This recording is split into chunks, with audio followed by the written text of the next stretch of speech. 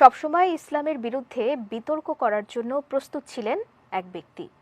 পবিত্র কোরআনের ভুল খোঁজার চেষ্টা করতেন তিনি সবসময়, যাতে সহজেই ইসলাম ও কোরআন বিরোধী প্রচারণা চালানো যায়। তবে শেষ পর্যন্ত কি হয়েছিল ওই ব্যক্তির? শেখ তাসফিয়া করিমের রিপোর্টে থাকছে বিস্তারিত। ডক্টর গ্যারি মিলার সুদর্শন এই ব্যক্তিটি ছিলেন কানাডার এক খ্রিস্ট ধর্ম প্রচারক। বাইবেলের উপর ছিল তার অগাধ পাণ্ডিত্য। বিশিষ্ট মুসলিম চিন্তাবিদ আহমেদ দিদাতের সঙ্গে তার বিতর্ক হয় কোরআন ও বাইবেল বিষয়ে। আহমেদ দিদাতকে পরাজিত করতে পবিত্র কোরআনের ভুল খোঁজা শুরু করলেন তিনি। তার ধারণা ছিল, যেহেতু কোরআন 1400 বছর আগে নাজিল হয়েছিল, তাই খুব সহজেই এতে ত্রুটি খুঁজে পাওয়া যাবে।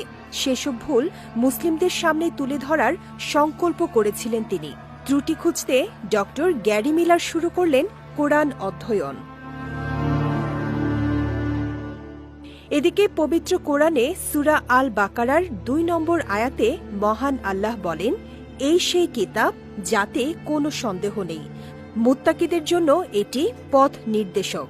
অর্থাৎ পবিত্র কোরআন এমন এক গ্রন্থ যাতে শুরুতেই দাবি করা হচ্ছে এতে কোনো সন্দেহ নেই। এছাড়া সূরা আল নিসার 82 নম্বর আয়াতে আল্লাহ পাক আরও বলেন, তারা কি কোরআন নিয়ে গবেষণা করে না? আর যদি তা আল্লাহ ছাড়া অন্য কারো পক্ষ থেকে হতো, তবে অবশ্যই তারা এতে অনেক অসঙ্গতি দেখতে পেত। এগুলো দেখে ডক্টর গ্যারি মিলার এবার আরও গভীরভাবে কোরআন অধ্যয়ন করলেন। তিনি দেখলেন, কোরআনের বিভিন্ন স্থানে বিশ্বনবী মুহাম্মদ সাল্লাল্লাহু আলাইহি ওয়াসাল্লাম এর ব্যক্তিগত জীবন নিয়ে তেমন কিছুই লেখা নেই। আরও কিছু যুক্তি দেখে তিনি মানতে বাধ্য হলেন, কোরআন মহানবী সাল্লাল্লাহু আলাইহি ওয়াসাল্লামের লেখা নয়। ডক্টর গ্যারি মিলার আরও একটি বিষয় খেয়াল করলেন।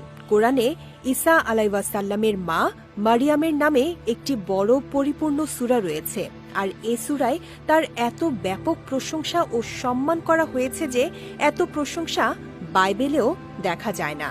যেখানে পবিত্র কোরআনের বিভিন্ন স্থানে বিশ্বনবী মুহাম্মদ সাল্লাল্লাহু আলাইহি ওয়াসাল্লামের নাম মাত্র 4 বার এসেছে, সেখানে ঈসা আলাইহিসসালামের নাম এসেছে 25 বার।